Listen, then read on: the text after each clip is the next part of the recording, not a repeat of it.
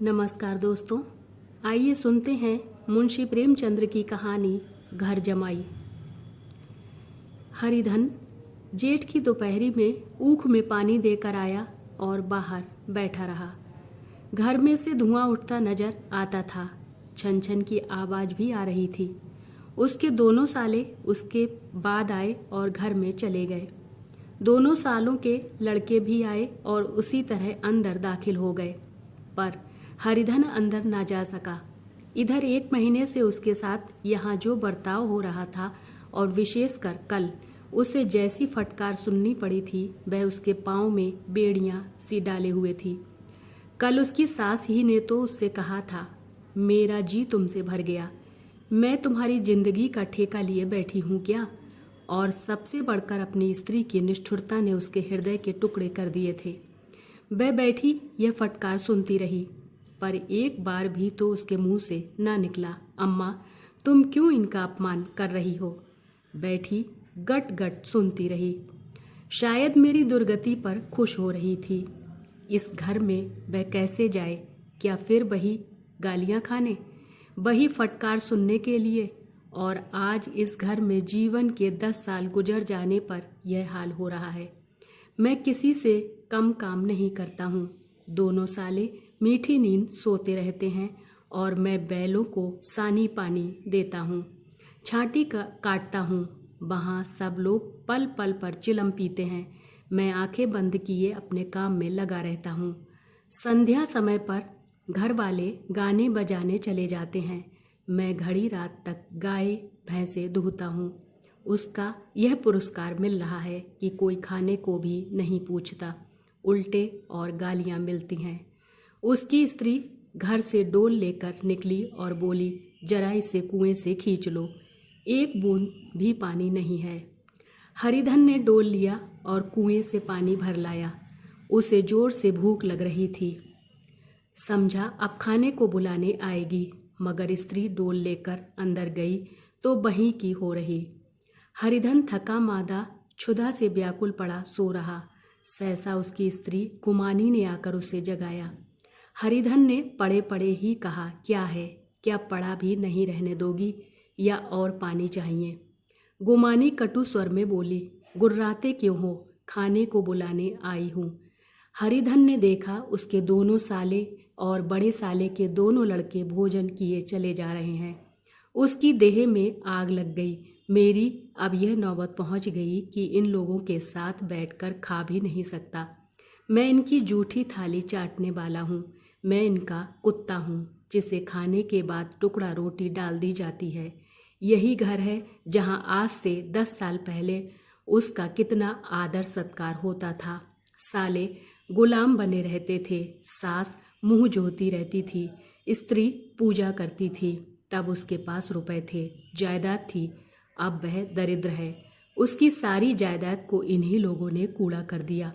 अब रोटियों के भी लाले हैं। उसके जी में एक ज्वाला सी उठी कि इसी वक्त अंदर जाकर सास को और साली को भिगो भिगो कर लगाए, पर जब्त करके रह गया। पड़े पड़े बोला, मुझे भूख नहीं है, आज ना खाऊंगा। गुमानी ने कहा, ना खाओगे मेरी बला से। हाँ नहीं तो खाओगे, तुम्हारे ही पेट में जाएगा, कुछ मेरे पेट में थोड़े ही जाएगा। हरिधन का क्रोध आंसू बन गया।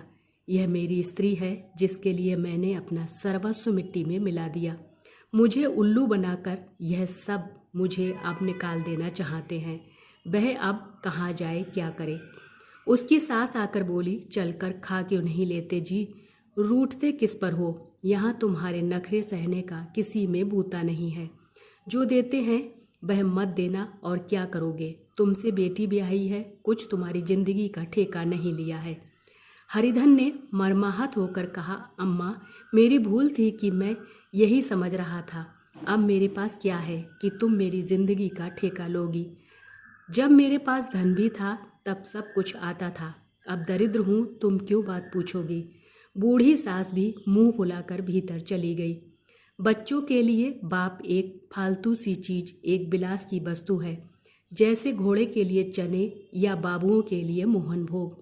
मोहन भोग उम्र भर ना मिले तो किसका नुकसान है, मगर एक दिन रोटी दाल के दर्शन ना हो तो फिर देखिए क्या हाल होता है। पिता के दर्शन कभी कभी शाम सवेरे हो जाते हैं। वह बच्चे को उछालता है, दुलारता है, कभी गोद में लेकर या उंगली पकड़ कर सैर कराने ले जाता है, और बस यही उसके कर्तव्य की इति है। वह परदेश चला जाए, बच्चे को परवाह नहीं होती, लेकिन माँ तो बच्चे का सर्वस्व है। बालक एक मिनट के लिए भी उसका वियोग नहीं सह सकता। पिता कोई हो, उससे परवाह नहीं है। केवल एक उछालने कूदाने वाला आदमी होना चाहिए, लेकिन माता तो अपनी होनी चाहिए। 16 आने अपनी, वही रूप, वही रंग, वही प्यार, वही सब कुछ। वह अगर नहीं है तो बालक के जीवन का स्रोत मानो सूख जाता है। फिर वह शिव का नंदी है, पर फूल या जल चढ़ाना लाजमी नहीं, अख्तियारी है। हरिधन की माता का आज 10 साल हुए देहांत हो गया था। उस वक्त उसका विवाह हो चुका था। वह 16 साल का कुमार था, पर माँ के मरते ही उसे मालूम हुआ कि मैं कितना निस्सहाय हूँ, जैसे उस घर पर उसका अधिकार ही ना रहा हो। बहनों के विवाह हो चुके थे, भाई कोई दूसरा ना था। बेचारा अकेले घर में जाते भी डरता था। माँ के लिए रोता था, पर माँ की परछाई से डरता था। जिस कोठरी में उसने देह त्याग किया था, वह उधर आंखें तक ना उठाता।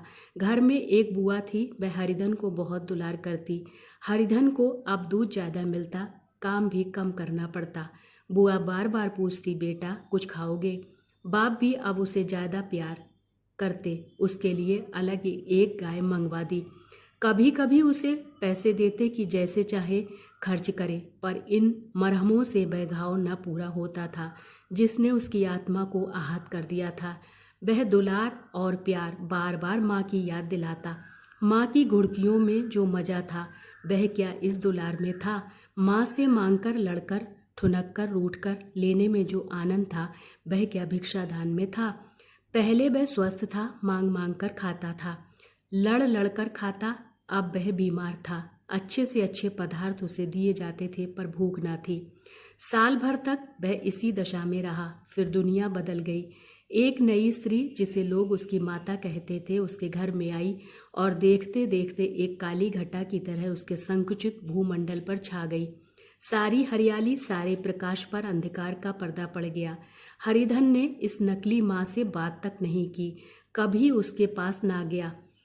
एक दिन घर से निकला और ससुराल चला आया।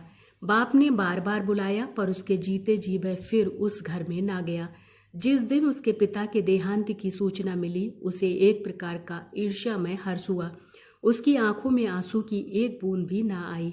इस नए संसार में आकर हरिधन को एक बार फिर मात्र स्नेह का आनंद मिला। उसकी सास ने ऋषि वरदान की भांति उसके शून्य जीवन को विभूतियों से परिपूर्ण कर दिया। मरुभूमि में हरियाली उत्पन्न हो गई।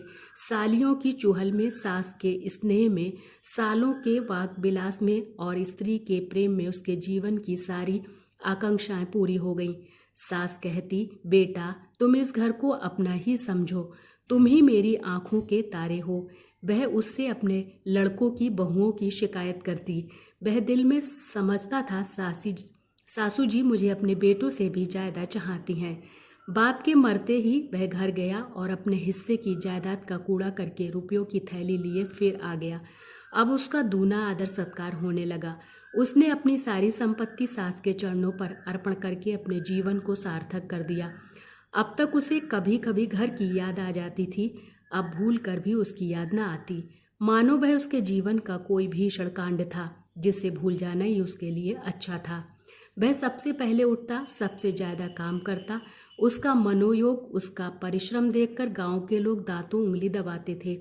उसके ससुर का भाग्य बखारते, जिसे ऐसा दामाद मिल गया। लेकिन ज्यों ज्यों दिन गुजरते गए, उसका मान सम्मान घटता गया। पहले देवता था, फिर घर का आदमी, अंत में घर का दास हो गया। रोटियों में भी बाधा पड़ गई, अपमान होने लगा। अगर घर के लोग भूखों मरते और साथ ही उसे भी मरना पड़ता तो उसे जरा भी शिकायत ना होती। लेकिन जब वह देखता और लोग मूंछों पर ताव दे रहे हैं, केवल मैं ही दूध की मक्खी बना दिया गया हूँ, तो उसके अंत स्थल से एक लंबी ठंडी आह निकल जाती। अभी उसकी उम्र कुछ 25 साल की ही तो थी। इतनी उम्र इस घर में कैसे गुजरेगी? और तो और उसकी स्त्री ने भी आंखें फेर ली।